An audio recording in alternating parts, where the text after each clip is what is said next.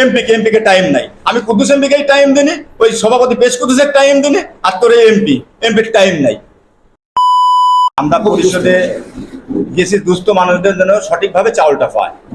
আমরা এলাকার থেকে ভোট করি, ভোট চাই, মানুষের দ্বারে দ্বারে গিয়ে ভোট ভিক্ষা করি। মানুষ আমাদের কাছে আশা করে যে আমরা যেন কিছু মানুষকে দিতে পারি।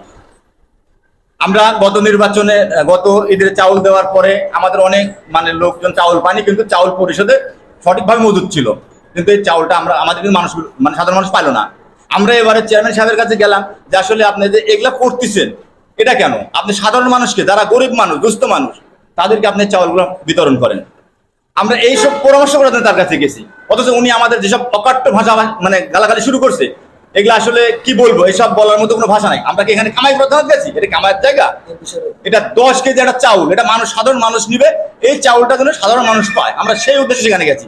অথচ আজকে হচ্ছে সেই